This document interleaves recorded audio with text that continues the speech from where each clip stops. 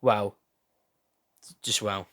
Hello everyone, my name is Mr. Colada, and today I'm going through my thoughts on Poppy Playtime as a whole, Chapter 1, 2, and 3.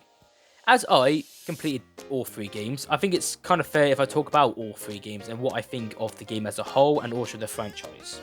So let's go then. Starting off with Poppy Playtime Chapter 1.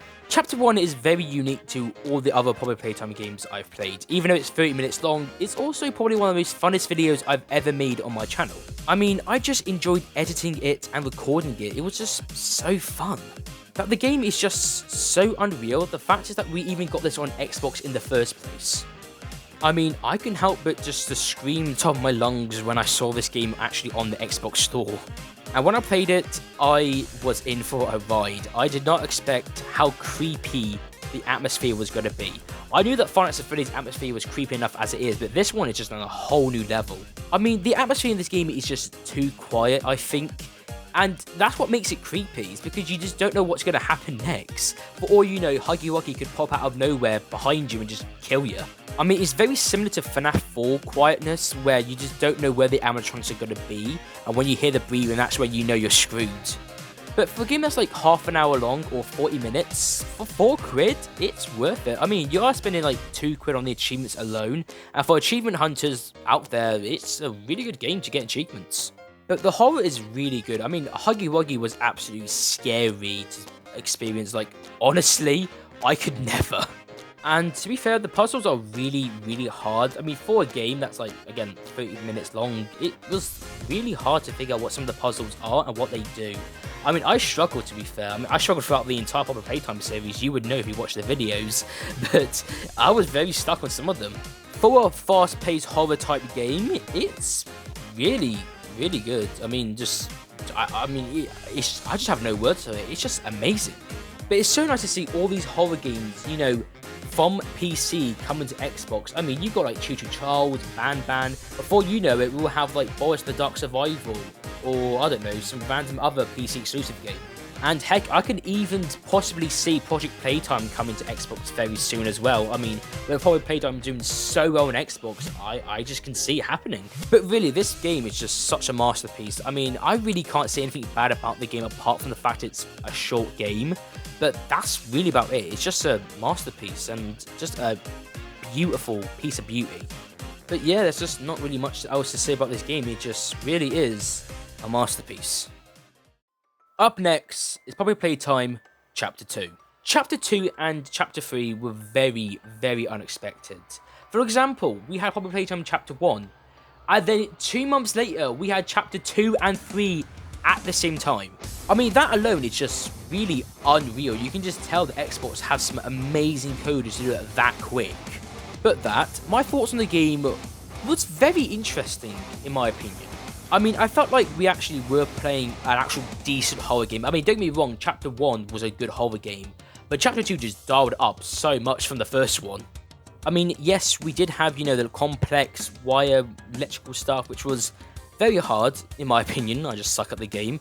But we had, like, mini-games like, you know, Musical Memory or Wacka Wuggy or Statues. I mean, I enjoyed it so much. It just brought back some, you know, childhood memories of me playing, you know, some of these mini-games at an arcade. It was just so much fun.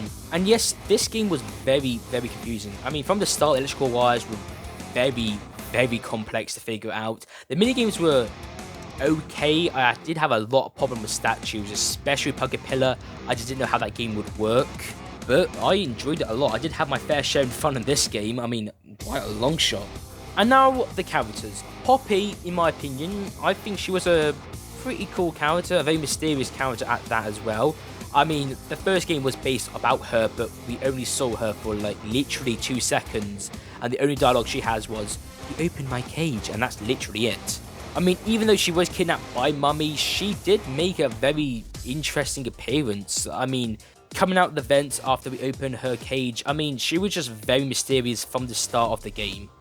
I mean, she was a very cool character, but the game is based about her. I mean, it's literally called Poppy Playtime for a reason, but we don't see her much, which was probably one of my main issues about the game.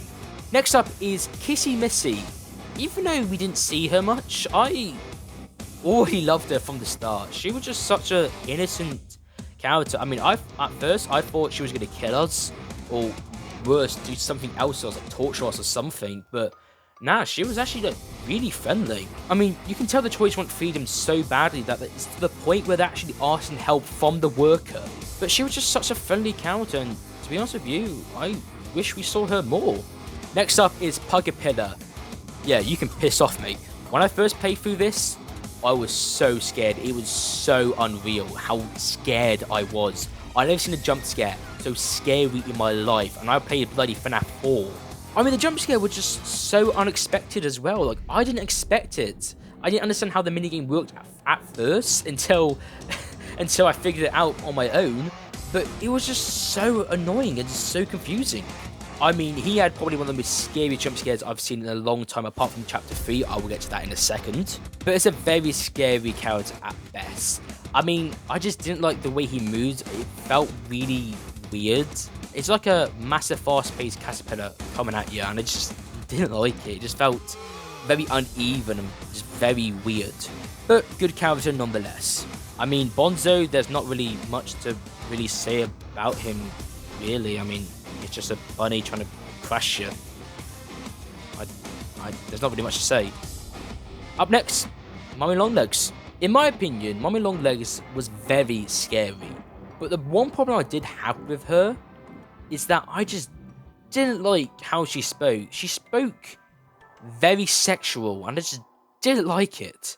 I'm not sure if that's what the developers were like aiming for, but I just didn't like it. It made me feel uncomfortable at some certain parts of the game. I mean, especially after Musical Memory, I mean, I couldn't help but laugh and make a joke. But during the hide and seek game that we had with her, she was very scary, I will admit. I mean, I got terrified quite a lot by her. I mean, I didn't know what to do in that part. I just thought you just run and just hope for the best, but man, she was scary. But to be fair though, she was a good character. I mean, if she wasn't that sexual, she would be really good, but she was a good character nonetheless. Now, my only issues that I do have with this game is, of course, Mummy Longlegs' voice, but the sensitivity. Even though I have my sensitivity up to max, I felt like I was just on the lowest setting. I just don't know why. I mean, yes, this game is a PC game, was a PC game, but when they coded it to Xbox, they could at least, make the sensitivity a bit higher so it's fair for Xbox. But other than that, the game was really fun. I mean, I enjoyed a lot of it. The atmosphere and the creepiness was very, very good. I mean, definitely an upgrade from the first one. Definitely an alright magical horror game. Up next is Poppy Playtime Chapter 3. This game just feels like it was a completely different game by so many aspects. The atmosphere, I have no words for it. It is crazy. I mean, if you're in Home Sweet Home, you would hear footsteps, or doors opening, or floors creaking, or glass breaking. In the school, you would hear, footsteps, or just random noises. I mean, the atmosphere was just so crazy, it was. I mean, I got scared just by the atmosphere alone. Not the jump scares, but probably more of the atmosphere. The jump scares are just crazy. If it's Catnap, or Dog Day, or the teacher, or any other character, it was so scary. I mean, Catnap's jump scare in the director's office, I think that's what it's called, was just unreal. I mean, I jumped out my chair for the first time and I really hurt my leg. It still hurts till this day. The complexity as well was just on a whole new level. I mean, with like the electrical stuff, I mean, just turning the bloody electrical stuff, I don't know what it's really called, but that was just so complex. And like the cannon thing with the hand, I mean, that was easy to, but it was just so hard. I mean, I understood it at some point near the end, but it wasn't enough. I mean, I was still screwed from day one. But moving on to the characters, Catnap. Wow, he exists. I mean, I loved Catnap. You don't know me, but I'm a big fan of the Smiling Critters. I don't know what it is. I'm pretty sure I have something with like an emotional thing for them. I don't know why, don't ask. But Catnap was just so terrifying, so menacing. It was just, I just have no words. It was so creepy. I mean, if it's like the hallucinations in like the nightmare area, or Nightmare Catnap, or even Catnap himself, it was just so scary he was. Dog Day though was just, I just have no words for him. I mean, when I saw him torn like that, I just got really upset about it. And when I saw all the mini critters getting inside of him, I just looked away. I mean, I was just so disturbed and so upset by it. I just didn't know what to do. I was just so upset by it. Ollie was just a mysterious character. I mean, we don't know if he was the prototype speaking all along or Catnap speaking all along. We don't really know. But he was a mysterious character. I mean, he was very helpful. But annoyingly, his voice just got to my head in the second episode. I just didn't want to hear him. After seeing, Dog Day like that, and when I heard his voice, I was like, God, please save me. And he sounded like Gregory and Dora the Explorer, honestly. I wish there was a way to mute him. Poppy was back, and she looked like she never slept in a year. Kissy Missy was back, and honestly, she was just so adorable. The way she was sitting, I just couldn't help it. She was just so, I don't know what it is. She just looks so adorable and so innocent. You can tell she just wants to be free. She just doesn't want to suffer anymore with the prototype in hand. I mean, it's just so innocent. The prototype, I just hate even more. I mean, killing Catnap when he was still alive, and, just controlling all of those toys is just horrible. But the one thing that got me really, really messed up and really upset was watching the Hour of Joy that Poppy played. If you didn't see my video on that, go watch it, because you will see me get emotional. I don't get emotional during games. The last time I did is like when Ruben died in like Minecraft story mode, and that was back when I was like 7 or 8. But as a 16-year-old kid, getting emotional to that, I just had no words for myself. I mean, it was just so upsetting. I just had no words for it. It was just so messed up. The toys, not only killing the workers, I mean, I understand killing the workers for revenge, but killing innocent people as well. It just didn't make sense. I mean, these toys were just kids that Elliot Lutwood just experimented on. These kids were just orphans, want to get adopted, but they were just getting tested on, experimented on, getting killed and put into toys for what reason we just don't know. I mean, this part here you can see me playing, it's just Kissy Missy just looking at her old self as a child, and you can just see, even though she's smiling, deep down she's upset, she's crying, and I won't blame her. I mean, it's just so disturbing. And Catnap is just corrupted by the prototype. Because the prototype saved his life, he's now thinking that the prototype is a god and everyone should obey him. He also thinks that there shouldn't be freedom. These toys, they want peace, they want freedom, they don't want to suffer anymore in this place. I mean, they have been for the past 10 years, but it's just so upsetting. I know I'm getting worked up over a horror game, but the storyline is just so deep and so misleading. It's just so upsetting. I mean, I never knew a horror game would be this upsetting and this sad. The storyline as a whole is just so sad. I mean, we had, other, storyline games like FNAF 1 that was, pretty messed up. Call of Duty Zombies, I mean, that was just full on interesting. But this one, it's just sad. It's depressing. It's just wrong. I mean, if you don't look at the horror game from the side and look at the storyline, it's just a really upsetting game. Kids dying and then killing innocent people for revenge, even though the innocent people didn't do nothing to them. We don't know if they killed kids or not, we just don't know. We assume that they did, but it's just so upsetting. I mean, I have my fair share of horror games, if that's FNAF or Baldi's Basics, but this one is just on a different level. Not only the horror is just out of this world, but the storyline as well is just sad and crazy. I don't get upset often. I rarely do. I rarely get upset. But this is like the first time I got upset like in a long time. I mean, I couldn't help but just, let out some tears because it was just so upsetting. I mean, you can tell by my reaction, it just made me so upset. Oh my god! No. the fuck, man? What the fuck? You can just tell by that, it just made me really upset.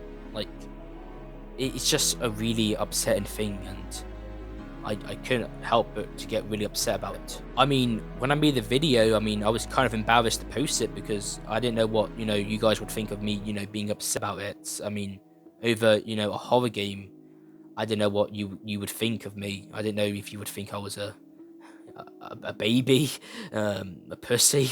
I wouldn't even know.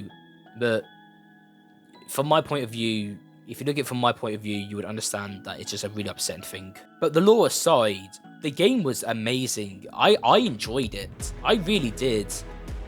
Like, looking at secrets I just never knew before, it was just so fun, and the atmosphere was creepy, the characters were creepy, and I had a lot of fun apart from the last episode, but I really enjoyed it. It was a game that I've been wanting to play for a long time, and when it came to Xbox, I was happy to spend 12 quid on it. I got happy that it came. And trust me, 12 quid spend, well.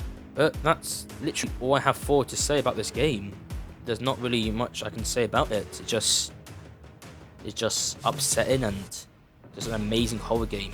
Mob Games, even though I hate you because you never gave my dog the plushie, you worked yourself out with this game, and I enjoyed the living hell out of it. I mean, like I keep saying, the storyline is just really upsetting, but the horror aspect for it is just amazing.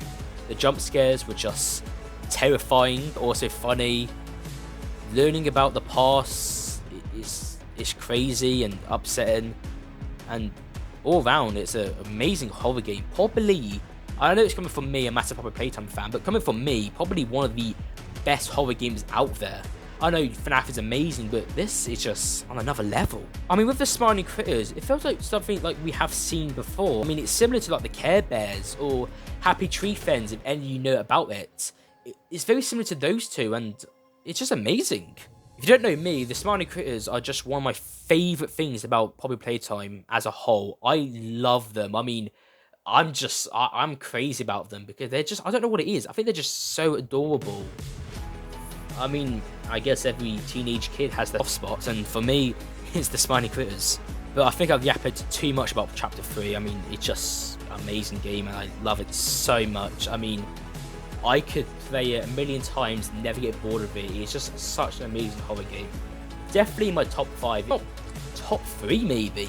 I mean, it's a very sad game, but it's also a very fun game at the same time. I mean, you can definitely have a lot of fun playing this game if you care about the horror more than the actual storyline, like me. But I enjoyed it a lot, more than I actually would imagine. But all around, Chapter 3 is an amazing game, if it's the horror or the sad storyline, especially the smiling critters. I mean, they're the main reason why I'm such a big fan of this game. But the games are just truly amazing. Well, hope you all enjoyed this video. If you did, hit the subscribe button, it helps out a massive ton. Thank you for watching, and I'll see you in the next one. Mob Games, you done well. Thank you for watching. See you in the next one, guys.